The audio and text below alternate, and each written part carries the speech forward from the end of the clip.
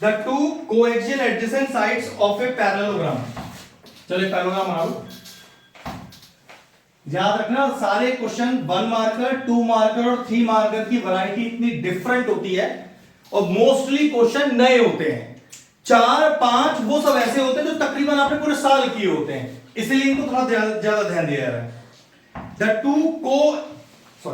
The two को initial adjacent sides of the parallelogram. Parallelogram की adjacent side दी है, इसको मान लेते हैं, इसको मान लेते हैं, इसको या इसको भी मान सकते हैं, ठीक है। चलो तो मैंने लिया पूरा ए बी वेक्टर एक साथ, कितना दिया हुआ है 2i माइनस का 4j माइनस का 5k। और अगर इसको मैंने दूसरा एडजेसेंट साइड माना BC को, तो BC आपको दिया हुआ है 2i plus 2j plus 3k। दो एडजेसेंट साइड दी है अपने को। पहले तो डायगोनल्स का मतलब वेक्टर फॉर्मिंग का डायगोनल निकालना है। तो भाई यहां पर एक तो 2 डायगोनल बनेंगे।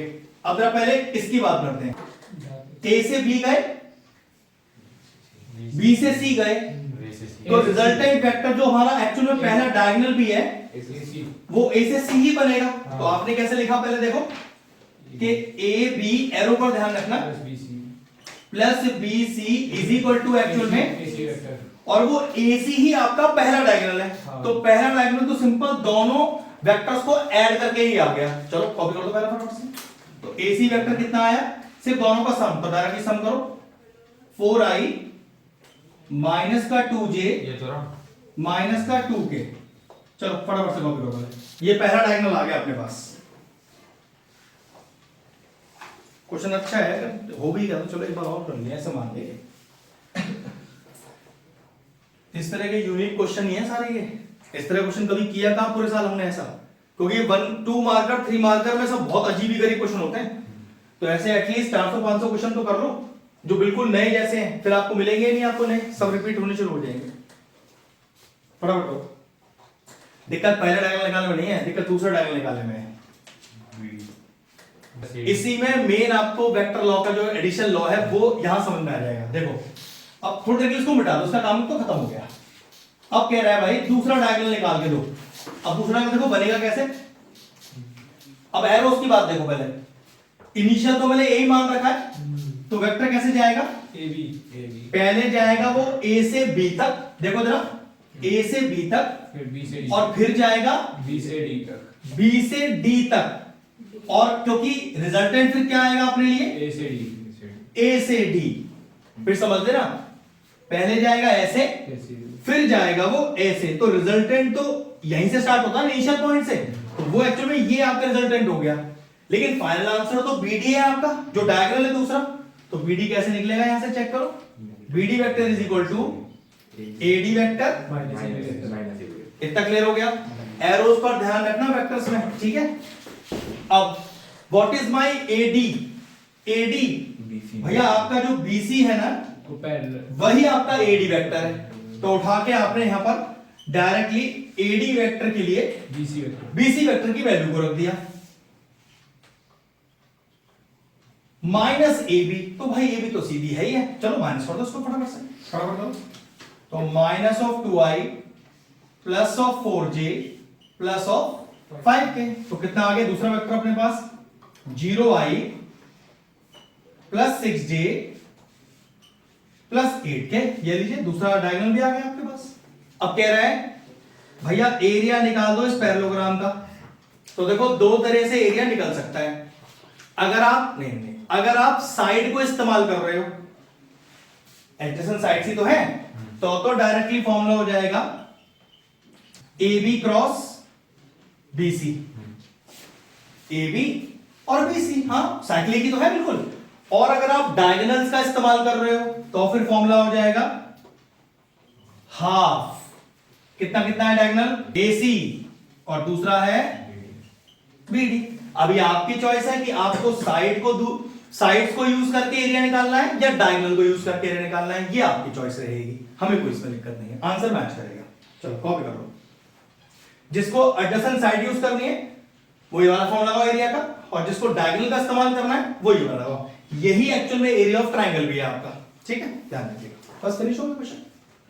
अगर आपके पास दो अलग अलग फंक्शन हैं तो इनको डिफरेंशिएट करने के लिए पहले let u is equal to तो du बाई dx निकाला, फिर let v is equal to dv by dx निकाला, और फाइनल आंसर में du अपॉन dv, जो कैसे निकलेगा आपका du by dx upon dv by dx। Question देखो, if a is equal to aij, एक मैट्रिक्स दिया हुआ है, is a scalar matrix of order n cross n, एक बिल्कुल नई चीज है, सच दैट, इसको जरा सही कर लो, ये ai है बेटा, ना कि aik, ai is equal to k for all i, find the trace of a। पहली बात तो मैट्रिसेस में ट्रेस किसको बोला जाता है? ट्रेस बोला जाता है मेन डायगोनल के सारे एलिमेंट्स के सम को। अब आपका मेन डायगोनल कौन सा होता है? ये वाला मेन डायगोनल होता है।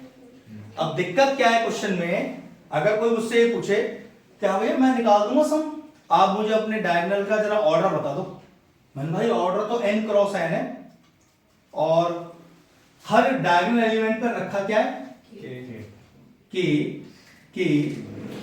के डॉट डॉट डॉट डॉट कहां तक n टर्म्स तक, और इन सभी का मुझे सम करना है। तो देखो जरा k plus k plus k plus k up to n terms तक। तो याद रखना, मतलब दो नियम है कॉमन लेने के, या तो ये k into k into k into k into n terms तक हो सकता है, या तो k plus k plus k plus k plus k n terms तक हो सकता है। अगर मुझे इसमें से k कॉमन लेना है इनटू वाले में से, तो याद रखना k कॉमन नहीं आएगा, k की पावर n कॉमन आएगा। लेकिन अगर वही कॉमन आपको प्लस में लेना है तो k कॉमन नहीं आएगा, n k कॉमन आएगा। हाँ जी, प्लस में n k होता है, मल्टीप्लिकेशन में k की पावर n होता है। तो आंसर कितना हो गया अपना? फर्स्ट ऑप्शन हो गया इसका, n k खत्म हो गया। फर्स्ट ऑप्शन कौन सा ऑप्शन है? सी ऑप्शन, सी ऑप्शन, ठीक है, फिनिश हो गया। रिटर्न में कैसे लिखेंगे वो सॉल्व आपने? अब आपने क्या लिखना है, पहले लिखो जरा, ट्रेस ऑफ ए बोलते किसको है? What is called as trace of A. लिखिए, the sum of, what is, question में आ सकता है what is trace of A, बहुत कोई दिक्कत नहीं है इसमें। The sum of all diagonal elements, the sum of all diagonal elements on the main diagonal, on the main diagonal of a matrix is called as trace of a matrix। ठीक है, traces बोलते हैं main diagonal के सारे element को सम करने पर। अब क्योंकि हमारा देखो जरा, हमारा मैट्रिक्स कितने ऑर्डर का है? ठीक है ना। अब यहां पर क्या लिखा हुआ है? चलता चला जाएगा। तो आपने क्या किया, फिर डेफिनेशन डाली कि ट्रेस क्या होता है, इन सबको जोड़ा, क्योंकि जोड़ रहे हो n टर्म्स तक और k कॉमन लेना चाहते हो तो n टाइम्स k कॉमन लेना चाहते हो लेकिन सीरीज मल्टीप्लिकेशन की है तो k की पावर है, बस ये नियम है। ठीक है, फिनिश हो गया अपना पहला क्वेश्चन। देखिए, पहला हमने डिटरमिनेंट की प्रॉपर्टी पढ़ी थी, determinant of a dot b। अब भैया ये a dot b dot c dot d कुछ भी हो सकता है, सबका इंडिविजुअल मल्टीप्लिकेशन कर दीजिए आप। ठीक है, अगली क्या पढ़ी थी हमने? एडजॉइंट a का डिटरमिनेंट, तो ये मॉड a की पावर n माइनस 1। ठीक है, फिर एक पढ़ी थी हमने k इंटू i3 या in, कुछ भी बोलो उसे, हमने वो 3 के लिए लिख दिया था वहां पर, k इंटू in, तो ये हो जाएगा k की पावर n इंटू i। अब i तो i3 रहेगा यहां पर। ठीक है, और प्रॉपर्टी बताओ कौन सी पढ़ी थी? दो और है, 5 पढ़ी थी। हाँ, a ट्रांसपोज का determinant equal to a mod adjacent a into adjacent a। तो a इंटू एडजॉइंट a है आपका।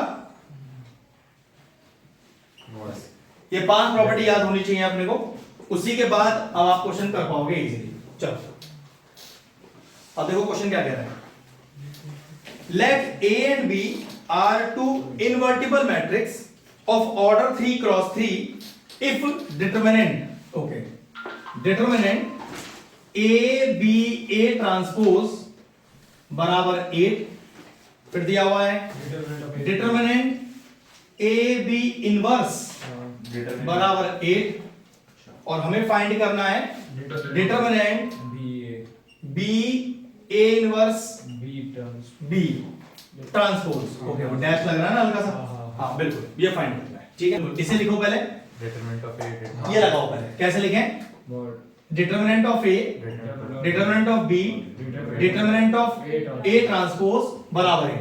Now what is A transpose का डिटरमिनेंट ए, वापस ए आ गया, बिल्कुल स्टेप बाय स्टेप। देखो अगर ये सब्जेक्टिव आया तो प्रॉपर लिखना, ऑब्जेक्टिव आया तो फिर अपना सॉल्व कर देना सीधा उठाकर, ठीक है। ये कितना हो गया, ए स्क्वायर, थोड़ी देर के लिए इसको यहीं छोड़ दे देंगे, ठीक है। आइए इस पर आते हैं, इसे क्या सॉल्व करेंगे, determinant of A, determinant of B inverse. अब बी इनवर्स ना लिखकर अगर मैं इसे डायरेक्ट, चलो हाँ पहले एक स्टेप तो डाल ही दूं, फिर अगला स्टेप लिखता हूं, हाँ बिल्कुल ऐसे लिख रहा हूं ऐसे, ये ज्यादा सही रहेगा। और यहां से देखो जरा, डिटरमिनेंट ए का वैल्यू कितना आ गया, 8 टाइम्स बी डिटरमिनेंट।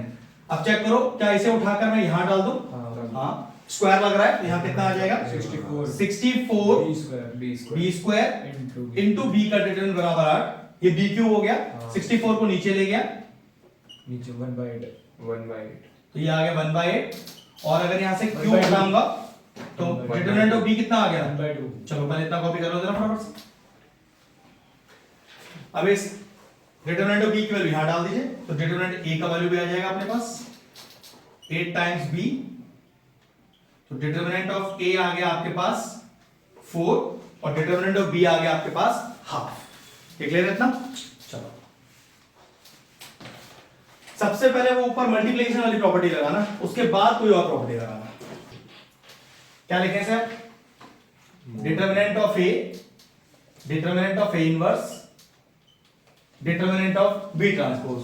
अब बी ट्रांसपोज को वापस क्या लिख दूं, बी लिख दूं, चलो ये कितना हो गया, बी 1/a डिटरमिनेंट लगाकर और इनटू बी। अब ये कितना हो गया बी स्क्वायर,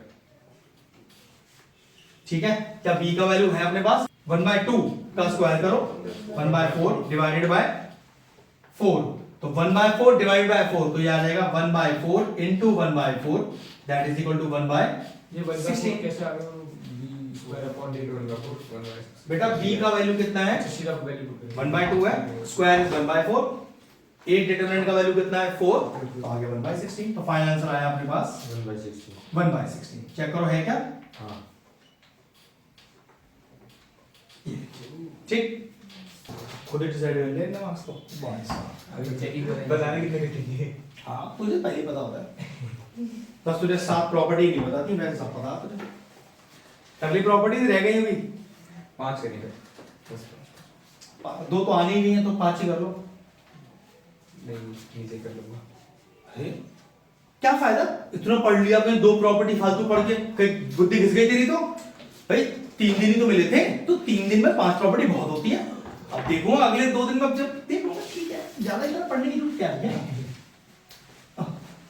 पर वो जो 2 हैं वो तो आती ही नहीं ना। हाँ आ गई तो हमें आती भी तो नहीं होंगी ना करनी, तो जब आती नहीं तो आती भी नहीं होंगी करनी, बराबर हो गया ना, वो आती ना हमें करनी आती, खत्म, बात तो खत्म, ना वो आती ना हमें आती, तो बराबर इक्वल टू है दोनों में, सही लगता है। और क्या भाई, 0 to a fx dx is equal to, लेकिन आंसर तो 0 to a ftdt लिखा हुआ है वहां पर। अब आपको तो समझ ही नहीं आई, क्योंकि आपने तो की नहीं थी वो प्रॉपर्टी, तो आप भी वहीं छोड़ा है क्वेश्चन को, और ऐसे कहीं कुछ छोड़ा है, कहीं कुछ छोड़ा है, कहीं कुछ छोड़ा है, हर 40 क्वेश्चन में कुछ ना कुछ छोड़ा हुआ है। ना लिखने का मार्क्स ज्यादा है और गलत लिखने का मार्क्स बहुत ज्यादा कटेगा, फिर टटोलते रहना, ये यार 33 ही नहीं बैठ रहा है तो मेरा, बस ठीक है। हाँ नहीं, अभी तो 33 की बात चल रही है, 50 60 70 तो वो तो ख्वाब में भी नहीं आते हो लोगों के। उन्हें खुद को पता है जब मुझे आता कुछ नहीं तो 60 70 कैसे सोच लूंगा, सोच लो, बेवकूफ बनाते रहो अपने आप को, बात तो ये है, अब आपका मेन क्राइटेरिया पहले ये है कि आपको पास होना है, आपको 33 नंबर वहां आने चाहिए, क्योंकि रेड मार्क लग गया है तो बहुत ज्यादा बेइज्जती होगी, साल खराब होने का चांस भी बहुत ज्यादा है, क्योंकि कंपार्टमेंट का पेपर है वो उससे ज्यादा टफ आएगा, वो बहुत ही मुश्किल हो जाएगा। हाँ, अभी आपके पास टाइम है, आप उसको यूटिलाइज नहीं कर रहे, आप अभी भी वेट कर रहे हो, अपने सातों प्रॉपर्टी खत्म नहीं करी, सैटरडे आपके पास, संडे आपके पास, क्या कर रहे थे आप? कहीं और बिजी थे? नहीं फिर क्यों नहीं निपटाई? 2 से 3 घंटे लगते उसे करने में आपको, तो 48 घंटे में से, जिसमें से अभी आप शाम को आए हो, तकरीबन 3 दिन पूरे मिल गए आपको, और आपसे 2 घंटे में वो प्रॉपर्टी निपटी नहीं पूरी, तो इसी से पता चल रहा है आप क्या करने वाले हो। कोई बात नहीं बेटा, पेपर तो तुझे देना है, जब अंदर पसीने छूट रहे होंगे ना, यार ना ये आता ना ये आता, बस जो रिवाइज किया है वही आता है मुझे, तो बेटा इतना बड़ा सिलेबस जो 1 साल में कराया वो हम 1 महीने तो रिवाइज नहीं कर सकते हैं। तुझे वो चीज की अहमियत ही नहीं समझ में आ रही है। इससे क्या पता चल रहा है, पढ़ाने वाले में कमी नहीं रही, पढ़ने वाले में कमी रही। अगला देखिए, ये भी मैट्रिक्स से क्वेश्चन है, मैट्रिक्स और डिटरमिनेंट से। If A is a 3x3 matrix, जिसमें डिटरमिनेंट ऑफ ए कितना दिया हुआ है, -2, और हमें क्या निकालने को बोल रहा है, मॉड ऑफ, मतलब determinant of a into adjoint है। तो भाई देखो ये a इंटू बी लिखा है, सबसे पहले क्या करें, हाँ, determinant of a, determinant of adjoint है। अब रुक जा, ये कितना दिया है डायरेक्ट अपने को, -2, और इसका फॉर्मूला क्या होता है, n-1। चेक करो मैट्रिक्स का ऑर्डर कितना है, 3, डालो यहां पर जरा, 2 आ जाएगा, तो -2 ठीक है, -2 की पावर 2, तो -2 की पावर 2 तो प्लस का 4 हो गया, और आंसर कितना हो गया, माइनस का 8। फिनिश, कर सकता है, कर सकता है। अच्छा, आपके ये जो एमसीक्यूज है ना, वो 20 में से 20 मिले आपको पूरे, एक भी कटे नहीं है आपका, इसलिए इतना ज्यादा प्रेशर 1 मार्कर पे लगाया जा रहा है, कटा तो नहीं चाहिए भाई। अभी मैंने और जितने एमसीक्यूज वाले सेल पेपर देखे हैं, एक नया क्वेश्चन नहीं दिखाई दिया मुझे, सब हमारे करे हुए रिपीट क्वेश्चन, तो बस फिर क्या दिक्कत है। कह रहा है if y is equal to log of sine e की power x find dy by dx। अब जरा शांत रहना सब, आनंद इस क्वेश्चन को सॉल्व कर दे मुझे, चल बोल कैसे लिखूं, जो तू बोलेगा मैं वही लिखूंगा, ध्यान रखना ये डेरिवेटिव का बेस वाला क्वेश्चन है, इसमें कुछ भी लॉजिक और हाई लेवल नहीं लग रहा है। चल बोल क्या लिखूं, जो तू लिखेगा बोलेगा वही लिखूंगा उसमें। पहले तो 1/sin e की पावर x, जो आप बोलोगे मैं वो लिख दूंगा। चलिए अब साइन को डिफरेंशिएट करते हैं, बोल दीजिए जो भी लिखेगा, साइन को cos e की पावर x इनटू e की पावर x, बस परफेक्ट जवाब।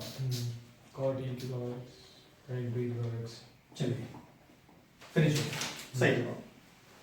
प्रैक्टिस करेगा तो गलत होने का चांस ही नहीं है। जैसे तुझे ये लॉजिक बिल्कुल याद है, ऐसे तेरी सातों प्रॉपर्टी तुझे याद होनी चाहिए। मैंने बोला था 10 नंबर का अभी बाउंडेड एरिया कराऊंगा, तू कैसे सीखेगा डेफिनेट।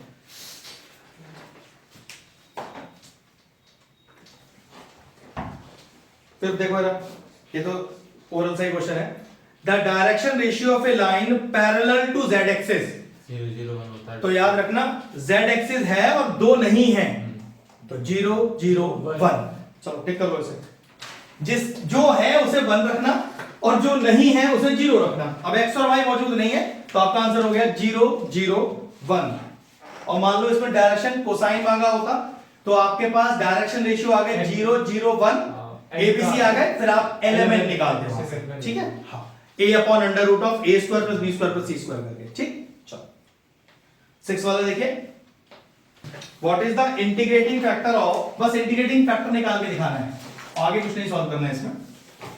तो dy by dx plus y sec x is equal to 10x। पहले तो चेक करो ये कौन सी फॉर्म का क्वेश्चन बन रहा है, dy by dx plus py is equal to q। ये बन रहा है आपका लीनियर डिफरेंशियल इक्वेशन, जिसमें p का वैल्यू कितना आ गया अपने पास, sec x। q की जरूरत नहीं क्योंकि सिर्फ if निकालना है अपने को, और if का फॉर्मूला क्या होता है, e की power integration of pdx, e की power integration of sec x dx का डायरेक्ट फॉर्मूला इंटीग्रेशन का log of sec x plus tan x e की power log of sec x plus tan x। अब e की power, अब log की property है e की पावर वाली कि e की पावर में अगर log हो तो log के साथ जितना एंगल लिखा है सिर्फ वही आपका आंसर है, सब एलिमिनेट हो गया। तो answer is sec x plus tan x। Finish, आ गया आपका IF है आंसर में, चेक करो जरा। हाँ बिल्कुल सी ऑप्शन जो है आपका, ठीक है, sec x plus tan x। इस वीक में आपको ये निपटाना है मुझे और आपका बाउंडेड एरिया कंप्लीट करना है मुझे, ठीक है। 10 तारीख तक तो लेंगे, फिर देख लेंगे एक बार। हाँ बेटा, हाँ 10 तारीख तक तो क्लास लेनी ही लेनी है, उसके बाद फिर आप लोगों से पूछ के ही रखेंगे क्लास। कॉमर्स के लिए पहला पेपर कब है? तुम्हारा 17 है, तुम्हारा 17 है। तो फिर फिजिकल एजुकेशन है 17 को, उससे पहले तो फिर क्यों 10 तारीख रखेंगे? फिर तो और ज्यादा रखेंगे 3-4 क्लास। मुझे लगा कि 15 से स्टार्ट है आप लोगों का एग्जाम। अरे अगर एक ओके वो आप देख लेंगे तो फिर तो क्लास और 2-3 दिन एक्सटेंड ही होगा, ये मान के चलो। फिर 10 तक मेरे दिमाग में था कि 15 को पेपर है, वो भी आपका कोई मेन जैसे इंग्लिश है ऐसा पेपर, इसलिए मैं 10 तक छोड़ने की सोच रहा था। अच्छा 17 का पहले वो फिजिकल वाला, हाँ तो 13-14 तक रखेंगे, क्या दिक्कत है? आपको कितनी चाहिए फिजिकल के लिए? उसका फिजिक्स है ना, फिजिक्स कब है? फिजिक्स 21 को है। 21 और 17 को, हाँ तो ये मानो 13-14 तक तो रहेगा, फिर आपकी भी छुट्टी हो जाएगी। हाँ फिर तो ठीक है। फिजिकल कोई ऐसा भी कोई फिजिकल के लिए दिन रात एक करेगा? नहीं, मेरे को तो पहले तो भूख लेनी है। नहीं कोई है जो फिजिकल में दिन रात एक करने वाला है? फिजिकल के नोट्स भेज दियो। हाँ तो क्या है, नेट पर मिल जाएंगे आजकल, भेजने की जरूरत है आजकल। सब सब मिलता है बेटा, सब मिलता है, अब सब मिलता है उस पर।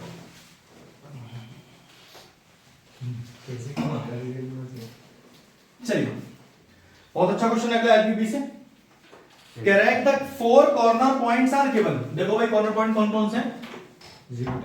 0, 10, 5, 5, 15, 15 और 0, 20। और आपका जो ऑब्जेक्टिव फंक्शन है वो क्या है? देखो z is equal to px plus qy। Condition on p and q so that the maximum of z occur at both 15, 15, 0, 20। देखो 15, 15, 0, 20 इसकी बात ही खत्म कर दी उसने कि p और q के बीच में वो कंडीशन बताइए जब इन दोनों पॉइंट पर आपका z मैक्सिमम है। अगर हमें पहले ही पता है कि दोनों पॉइंट पर मैक्सिमम है तो देखो जरा z मैक्स 15, कितना आएगा? याद रखना पहला वैल्यू x होता है, दूसरा वैल्यू y होता है, तो कितना हो गया? 15p plus 15q। और ऐसे ही z max 0, 20 is equal to 0 ये तो 0 ही हो गया और ये हो गया 20q। Since both the point are maximum, hence we can compare them। तो क्या लिखेंगे? 15p plus 15q is equal to 20q। अरे भाई दोनों मैक्सिमम पॉइंट ही हैं, दोनों को बराबर रख दिया आपस में उठाकर, तो q चला गया q के पास, तो 15p is equal to 5q, ये 3 टाइम्स चला गया, तो q बराबर 3p। देखो कोई रिलेशनशिप है वहां पर आंसर में? ये आंसर आ गया, खत्म हो गया। ये 1 मार्कर्स तो बेटा एकदम सॉलिड हो जाएंगे आपकी, चिंता ना करो, छोड़ूंगा नहीं इनको तो एक भी, क्योंकि हर बार यही परेशानी है, कभी 2 छूट रहे हैं, कभी 4 छूट रहे हैं, कभी 6 छूट रहे हैं। हर मार्कर तो एकदम 20 के 20 होने चाहिए आपके परफेक्ट। हमें अगर मैं आपसे बोलूं कि मुझे कोसेक इनवर्स x का ग्राफ चाहिए, तो ये तो मुझे पता है कि cosec inverse x minus pi by 2 से और पाई बाय 2 की कैटेगरी वाला ग्राफ है, ठीक है। लेकिन इस ग्राफ पे छोटा सा चेंज है, वो क्या? अगर आपको कोसेक इनवर्स x का ग्राफ बनाना है तो सबसे पहले आप साइन इनवर्स x का एक रफ ग्राफ बनाइए। अब साइन इनवर्स x का ग्राफ कहां से कहां तक का होता है? उसका डोमेन होता है -1 से 1 तक का, और रेंज तो हमें पता ही है -π/2 से। फिर एक डॉटेड लाइन डाल लीजिए जिससे कि आपका ग्राफ इस बाउंड्री के बाहर ना निकलता हो कभी। बाद में डॉटेड लाइन आप मिटा भी सकते हो, ठीक है। अब देखो पहले साइन इनवर्स x का एक रफ ग्राफ बना रहे हैं, बन गया। तो कैसे बनता है कोसेक का ग्राफ, देखो सॉरी कैसे बनता है कोसेक इनवर्स एक्स का ग्राफ, ये गया इधर, ये आया इधर। अब जरा एक चीज देखना, हमने अपने रेंज में लिखा है -π/2 से π/2, -π/2 से π/2, ये 0 से होता हुआ कहां गया है? तो यहां पर क्या है एक्चुअल में, ऐसे टकराया नहीं ना, टकराता तभी तो 0 पे आता। देखो जरा इस लाइन को कहीं टच तो कर ही नहीं रहा y पर, तो सही लिखा था मैंने रेंज -π/2 से 0 यूनियन 0 से, इसका मतलब रेंज तो यही है, लेकिन अब जरा सही से लिख देते हैं इसको, ये है रेंज जो आपकी प्रिंसिपल ब्रांच है कोसेक इनवर्स एक्स के लिए, -π/2 से π/2 तो है, लेकिन 0 इंक्लूडेड नहीं है। तो ये फाइनल आंसर है इसका, कॉपी करो। तो सब्जेक्टिव क्वेश्चन देख, पेपर में पहली बात तो डायरेक्ट नहीं आया, ऐसा आएगा draw the graph of cosec inverse x and also show is domain and range, simple ये क्वेश्चन आता है। तो इसमें 0 इंक्लूडेड नहीं होता है प्रिंसिपल ब्रांच में, रेंज के अंदर, ठीक है। रेंज तो बी है, बार-बार लिख रहा हूं। तो 8 का आंसर हो गया -π/2 से π/2 इंक्लूडेड -0। क्वेश्चन है इंटीग्रेशन 0 से π/4 e की power 10x upon cos square x और dx। ये क्वेश्चन तो आपको सब्जेक्टिव भी आ सकता है, बहुत अच्छा क्वेश्चन है। सबसे पहले ऐसा कुछ लेट लो जिसका डेरिवेटिव दिखाई दे रहा हो। भैया अगर 10x को लेट लो तो sec स्क्वायर x दिखाई देना चाहिए, और ऑब्वियसली बात है वो दिखाई भी दे रहा है क्योंकि इसको ऊपर जाना है। तो पहले इसको लिखना प्रॉपरली कुछ इस तरह से। अब लिखिए let 10x is equal to t, तो sec square x dx is equal to dt। अब ध्यान रखना, रुक जाओ, क्वेश्चन डेफिनेट का कर रहे हैं तो लिमिट भी चेंज होंगी हैंड टू हैंड। अनंत को आती है लिमिट चेंज करनी, अपर लिमिट लोअर लिमिट। पहले लोअर लिमिट करते हैं, हमने क्या लेट किया है 10x को t, अब लोअर लिमिट कितनी है 0, तो x में रखो 0, तो tan 0 is equal to t। अब tan 0 क्या होता है 0 ही होता है, तो लिखते हैं इसको t tends to 0, equal to नहीं लगाते हैं, यहां पर एरो लिखते हैं। अपर लिमिट में π/4 है, तो पहले tan x is equal to t, और अब tan π/4 is equal to t। Now what is tan π/4? 1045 1, तो t टेंड्स टू 1, तो अपने पास नई लिमिट आ गई t वाली। चलिए, तो i is equal to integration of 0 से 1, अब जरा देखो e की power t sec square x dx, sec square x dx वो क्या हो गया dt। तो i is equal to e की पावर t इंटीग्रेशन 0 टू 1, डाली लिमिट e की पावर 1 माइनस e की पावर 0, तो e minus 1 is your final answer. Check करो मैच हो रहा है। हाँ ये हाँ, तो इक्वल टू में 0 किस काम को, अच्छा इक्वल टू में निकालना है, ठीक है। 2 नंबर तक का क्वेश्चन अगर सॉल्व करने के लिए आया, क्योंकि लिमिट चेंज करना सीखना पड़ेगा इसमें, तो 2 नंबर तो आएगा ही आएगा। सिंगल मैट्रिक्स का ऑर्डर बताना है, तो देखो जरा पहले वाला जो मैट्रिक्स है बोर्ड पर देखो, उसका ऑर्डर कितना दिया हुआ है 3/2 का, और बोर्ड पे यहां 2 मैट्रिक्स आपस में सब्ट्रैक्ट हो रहे हैं, ठीक है। एडिशन और सब्ट्रैक्शन में ऑर्डर सेम होता है, तो भाई इसका भी 2/3, इसका भी 2/3, और जो माइनस होके आएगा उसका भी 2/3, लेकिन ये आपस में क्या हो रहे हैं मल्टीप्लाई होने के लिए इन दोनों का मैच होना जरूरी है, और जो रिजल्टेंट मैट्रिक्स आएगा वो उसका ऑर्डर होगा। तो what is our final answer 3×3, खत्म हो गया। चलिए 11 क्वेश्चन भी एक बहुत देखो, पहला क्वेश्चन है इस वाले असाइनमेंट में भी आया हुआ है एलबीबी से। जरा क्वेश्चन खुद करो, पहले प्लॉट करो वाली इक्वेशन जरा हो गया। चलिए सबसे पहले इक्वेशन को प्लॉट करना है। एक चीज देखो बोर्ड पर, सबको बोला था वाली बात, ये लेस देन और ग्रेटर देन सिर्फ शेडिंग का पार्ट है। अभी आप इसको इक्वल टू 4 मान के ही चलना, सिर्फ शेड करने के लिए। अब देखो जरा फटाफट से, पॉइंट्स लेते हैं बोर्ड पे। अगर मैं x में 0 रखूंगा तो y तकरीबन 4/5, और अगर y में 0 रखूंगा तो x हो गया, हाँ 4/3। अब एक बार देख लो बेटा, यहां पर आपको कुछ करना नहीं है। x का 0, y का 4.5, 4.5 का मतलब 0.8। देखो x का 0, y का 0.8 यहां आएगा तकरीबन, और x का 4/3 मतलब 1 पॉइंट से थोड़ा ज्यादा, और y का 0 मान लो यहां पर। तो ये लाइन आगे देखो, पहले समझ लो अच्छे से। तो 3x plus 5y is equal to towards origin. अब क्योंकि शेडिंग का काम आ गया, लो भाई इसका वापस हम लेस देन लिया है। अब x और y में 0 0 डाल दो, 0 इज ग्रेटर देन, तो 0 छोटा है 4 से। बात तो सही है भाई, 0 से 4 से छोटा ही होता है। तो जो पॉइंट आपने पुट किया है उसकी तरफ शेडिंग कर दो। पॉइंट क्या पुट किया आपने?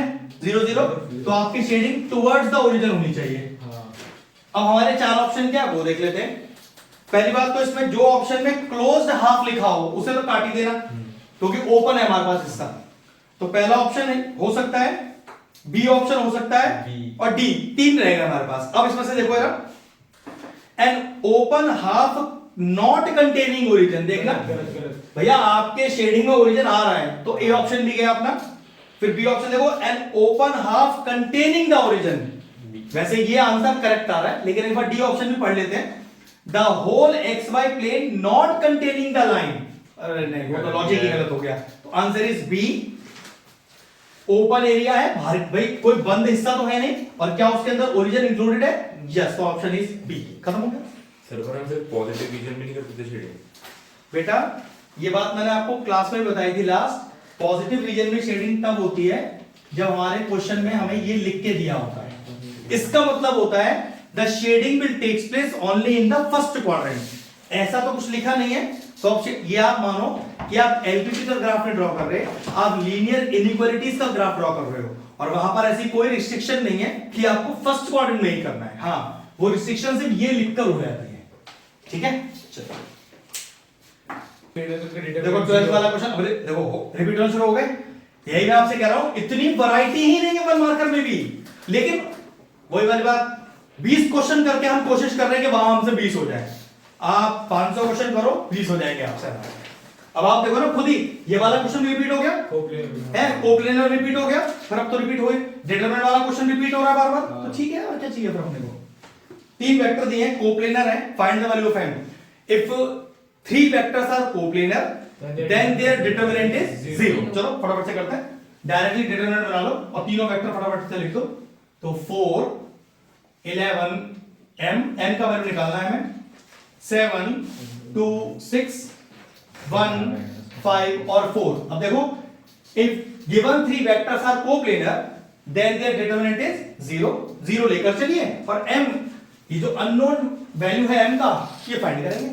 प्लस माइनस प्लस, चलिए तो प्लस का 4, इससे जुड़ा रो और कॉलम भूल जाइए, ऊपर से नीचे मल्टीप्लाई, माइनस ऑफ नीचे से ऊपर, फिर माइनस का 11, इससे जुड़ा रो और कॉलम भूल जाइए, ऊपर से नीचे मल्टीप्लाई, माइनस ऑफ 6 नीचे से ऊपर, फिर प्लस का m, इससे जुड़ा रो और कॉलम भूल जाइए, ऊपर से नीचे मल्टीप्लाई, माइनस ऑफ नीचे से ऊपर, इज इक्वल टू 0।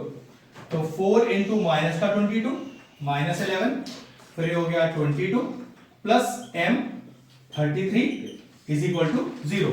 चलिए फिर से करते हैं, माइनस का 88, ओके ये आएगा 22 और 22, ये 242 आएगा बेटा, इज इक्वल टू माइनस का 33m। अभी हो गया 8 हो तो 10, एक कैरी हो गया, 8 4 12, 13 और 1 330 माइनस का अपॉन 33 बराबर m, माइनस का 10, सॉरी पॉजिटिव प्लस का 10, नन ऑफ दिस है ना ऑप्शन में, माइनस है। ओके हाँ, नन ऑफ दिस हो गया आंसर, बिल्कुल सही। ठीक, अब डिटरमिनेंट का पार्ट सिर्फ 1 मार्कर के लिए रह गया है, इसलिए इतना बहुत अच्छा प्रैक्टिस बच्चों से होता नहीं, लेकिन ठीक है, कोई बात नहीं, ये सब इतने सारे क्वेश्चन हो ही जाएंगे। 13 क्वेश्चन देखें, डिटरमिनेंट आगे दिया हुआ है a plus i B, c plus i D, minus का c प्लस आई डी, और a माइनस आई बी, और कह रहा है फाइंड द वैल्यू ऑफ। तो ठीक है, ये देखो क्या है, डिटरमिनेंट है, मैट्रिसेस नहीं, ऊपर से नीचे मल्टीप्लाई, ध्यान से माइनस ऑफ नीचे से ऊपर मल्टीप्लाई, पहले मैंने प्रॉपरली लिखा है, ठीक है। I think a plus B, a minus B की एंटी लग रही है, a square minus B square, तो a स्क्वायर माइनस का बी स्क्वायर। अब इसको देखना ऐसे पढ़ू क्या, id plus C, id minus C, तो देखना तो ऐसे लिखना ज्यादा सही रहेगा ऐसे, ठीक है। अब ये कितना हो गया देखो,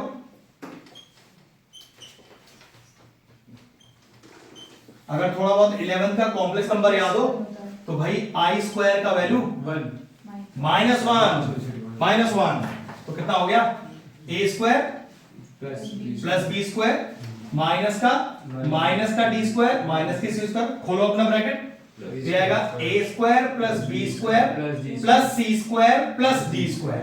चेक करो आंसर है क्या, ऑप्शन अपने पास डी ऑप्शन आ गया, कॉपी करो, आई स्क्वायर माइनस 1 उत्तर का। चलो एक क्वेश्चन और फिर फिनिश करते हैं। दो पेपर में तो हमेशा यही होता है, ऐसा नहीं तरह अकाउंट्स में भी होता है ना। मुझे अकाउंट्स का आइडिया नहीं, हमने कभी देखा ही नहीं ऐसा। बहुत लंबा पेपर होता इंग्लिश का तो खुद हमने देखा है भैया, हर इंग्लिश में लगता था भगवान फंडामेंटल ऑफ है। एक्चुअली को पता लगता सर, जब आंसर लास्ट आंसर आया तो पता लगता मैच नहीं हुई तो वो लोग पीछे से कर दिया, फिर तो छोड़ ही देते। हां वो दिक्कत तो है।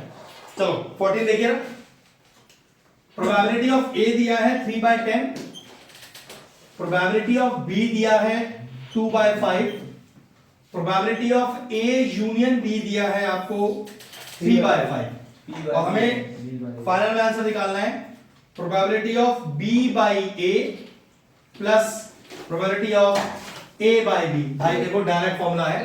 अगर मैं आपसे ये बोलूं अक्षर ये टॉपिक कौन सा है, प्रोबेबिलिटी है एडिशन नहीं, अच्छा ये वाला ये उसका है,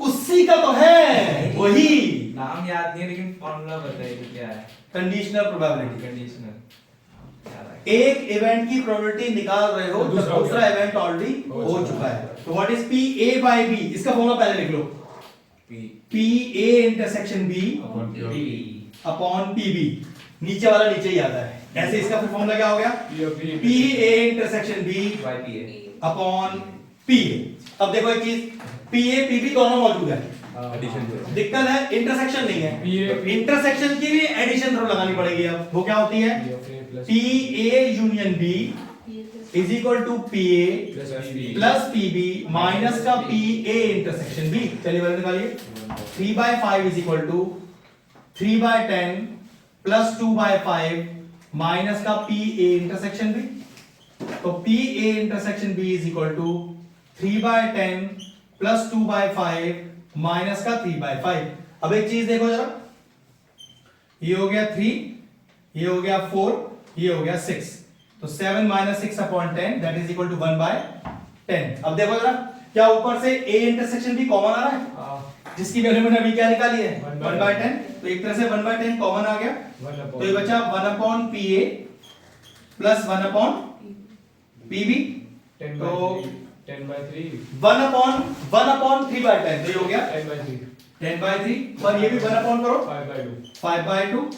एक चीज देखो जरा, लॉजिकल देखो, चाहो देखो 20 प्लस ऊपर भी मल्टीप्लाई नीचे भी मल्टीप्लाई 2 से, इससे फायदा देखो क्या हुआ आपका, यहाँ कितना आ गया 10, यहाँ भी क्या रखा है 10 कॉमन आ गया आपका बाहर, 10 कितना बचा 1/3 बचा और 1/4 बचा, ये कैंसिल आउट हो गया इधर से, और ये कितना आ गया आपके पास 7/12 आ गया बेटा।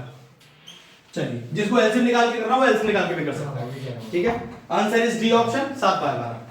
पहले हम तो इस तरह का लॉजिक लगाते हैं जिसमें हमारी कैलकुलेशन बची रहे, ज्यादा टाइम ना लगे, लेकिन ये आपकी चॉइस है आपको एलसीएम कैसे लेना है, जरूरी नहीं है कि आप ये 2 से 2 से मल्टीप्लाई करो, सिंपल एलसीएम ले लो 6 आ जाएगा नीचे एलसीएम, ठीक है, तब भी आंसर यही आएगा। बस आज के लिए क्लास इतना ही है।